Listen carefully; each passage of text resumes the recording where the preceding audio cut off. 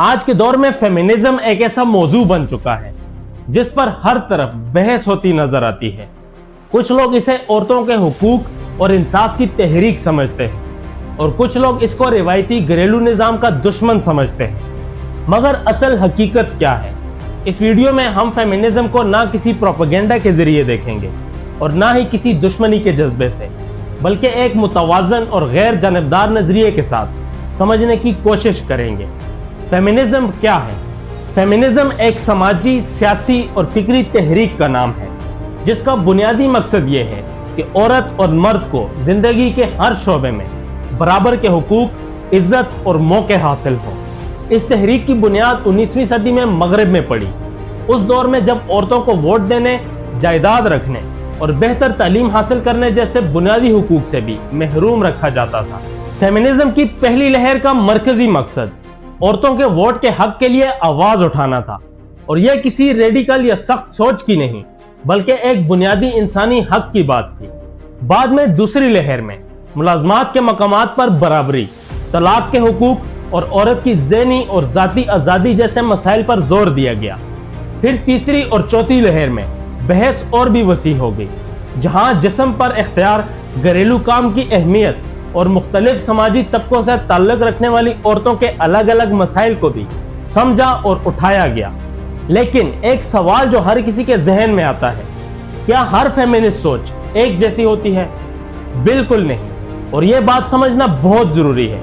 Feminism کوئی ایک ہی سوچ یا ایک ہی آئیڈیالوجی کا نام نہیں ہے، بلکہ اس کے اندر مختلف نظریات موجود ہیں، جیسے لبرل فیمنزم جو قانونی اور تعلیمی برابری پر زور دیتا ہے تاکہ عورت اور مرد کو یکساں موقع مل سکے۔ سوشلسٹ فیمنزم جو جینڈر کے ساتھ ساتھ امیر اور غریب کے فرق کو بھی ناانصافی کی بنیاد سمجھتا ہے۔ ریڈیکل فیمنزم جو مردوں کے غالب سماجی نظام کو بنیادی مسئلہ سمجھ کر اسے بدلنے کی بات کرتا ہے۔ کنزرویٹو یا میٹرنلسٹ فیمنزم جو عورت کے ماں اور گھر سنبھالنے والے کردار کو اہمیت دیتا ہے اور اس محنت کو سماجی عزت دینے پر زور دیتا ہے۔ اور آخر میں ہے اسلامک فیمنزم جو قرآن و سنت کی روشنی میں عورتوں کے حقوق کو سمجھنے اور ان کی حمایت کرنے کی کوشش کرتا ہے۔ اس لیے جب بھی کوئی کہتا ہے کہ میں فیمنسٹ ہوں یا مجھے فیمنزم سے اختلاف ہے، تو یہ سمجھنا ضروری ہوتا ہے کہ وہ فیمنزم کے کس نظریے کی بات کر رہا ہے۔ پوری تحریک کو ایک ہی رنگ میں دیکھ لینا، چاہے مکمل طور پر قبول کرنا ہو یا پوری طرح رد کر دینا، دونوں ہی غیر متوازن رویے ہیں۔ اکثر لوگ چاہے وہ خود کو فیمنسٹ کہیں یا نہ کہیں، کچھ بنیادی اصولوں پر متحد نظر آتے ہیں، جیسے عورتوں کی تعلیم ضروری ہے، اور آج دنیا کے اکثر معاشروں میں اس بات کو بنیادی حق سمجھا جاتا ہے۔ کام کی جگہ پر اکثر مرد اور عورت ایک جیسا کام کر رہے ہوں تو صرف جنڈر کی بنیاد پر ان کی تنخواہ میں فرق نہیں ہونا چاہیے۔ گھریلو تشدد اور جنسیات کی بنیاد پر ہونے والی زیادتی کسی بھی صورت میں قبول نہیں کی جا سکتی۔ عورت کی ذاتی عزت کے ساتھ ساتھ اس کے خاندانی اور تربیتی کردار کو بھی اہمیت اور قدر ملنی چاہیے۔ یہ اصول صرف مغربی لبرل سوچ تک محدود نہیں، بلکہ اسلام میں بھی انسانی عزت اور عورت کے حقوق پر واضح تعلیمات موجود ہیں۔ قرآن نے عورت کو وراثت کا حق دیا، نکاح میں اس کی رضامندی کو اہم قرار دیا اور ماں کے مقام کو بہت بلند درجہ دیا۔ اپنے دور کے حوالے سے یہ تمام اصول بہت بڑی سماجی تبدیلی کی مثال ہے۔ اب آپ کے دماغ میں ایک سوال آ رہا ہوگا کہ پھر اختلاف کہاں پیدا ہوتا ہے؟ اصل اختلاف اکثر ان جگہوں پر پیدا ہوتا ہے جہاں فیمنزم کی کچھ سوچیں زیادہ سخت یا متنازع ہو جاتی ہیں، جیسے کچھ نظریات خاندان کے نظام کو صرف مردوں کی حکمرانی کا نتیجہ سمجھتے ہیں اور مرد اور عورت کے درمیان کے ہر فرق کو سماجی دباؤ کا نتیجہ قرار دیتے ہیں، جبکہ بہت سے لوگوں کے نزدیک کچھ جسمانی اور جذباتی فرق فطری بھی ہوتے ہیں۔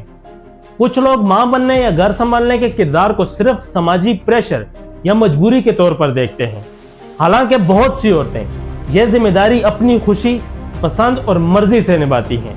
ایسی صورت میں ان کی چوائس کو کمتر سمجھنا بھی ایک قسم کی ناانصافی بن سکتا ہے۔ فیمنزم کی کچھ سخت سوچیں مرد کو بنیادی طور پر مخالف یا خاندان کے ادارے کو غیر ضروری سمجھنے لگتی ہے۔ یہ سوچ ان لوگوں کے لیے پریشانی کا سبب بنتی ہے جو خاندان کو محبت، تربیت اور سماجی استحکام کا اہم مرکز سمجھتے ہیں۔ یہ اختلاف اپنی جگہ فطری اور قابل فہم ہے، لیکن اگر اس نظریاتی اختلاف کی بنیاد پر عورتوں کے بنیادی حقوق یا ان کی عزت کو ہی رد کر دیا جائے تو یہ بھی انصاف کے خلاف ہوگا۔ پاکستان میں فیمنزم کا موضوع اس لیے بھی مشکل اور حساس بن جاتا ہے کیونکہ یہاں دو مختلف انتہائیں ایک ساتھ نظر آتی ہیں۔ ایک طرف کچھ قبائلی اور زمینداری روایات ہیں جو عورتوں کو تعلیم، وراثت اور اپنی زندگی کے فیصلوں سے محروم رکھتی ہیں۔ یہ روایات اکثر مذہب کے نام پر پیش کی جاتی ہیں، حالانکہ ان کا تعلق زیادہ ثقافتی دباؤ سے ہوتا ہے، نہ کہ اسلام کی اصل تعلیمات سے۔ دوسری طرف کچھ حلقے ایسے بھی موجود ہیں جو مغربی فیمنزم کو بغیر سوچ سمجھ کے پوری طرح اپنانے کی کوشش کرتے ہیں۔ یہ روایت بھی اپنے معاشرے کی حقیقت اور ثقافتی پہچان کو نظر انداز کر دیتا ہے۔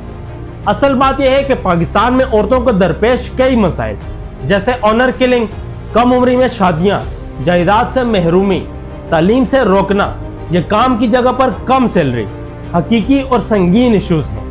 ان مسائل کا حل قانون، بہتر تعلیم اور سماجی شعور کے ذریعے تلاش کرنا ضروری ہے۔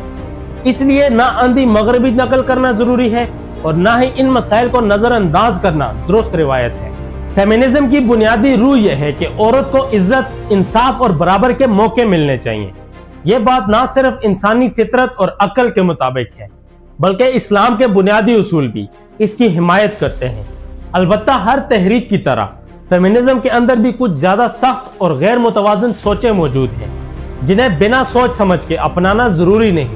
ایک سمجھدار اور متوازن رویہ یہ ہے کہ انسان ہر نظریے کو اندھی تقلید یا پوری دشمنی کے نظر سے دیکھنے کے بجائے اس میں سے وہ باتیں قبول کرے جو انصاف، حکمت اور فطرت کے قریب ہوں اور ان باتوں سے بچے جو حد سے زیادہ یا غیر متوازن ہوں۔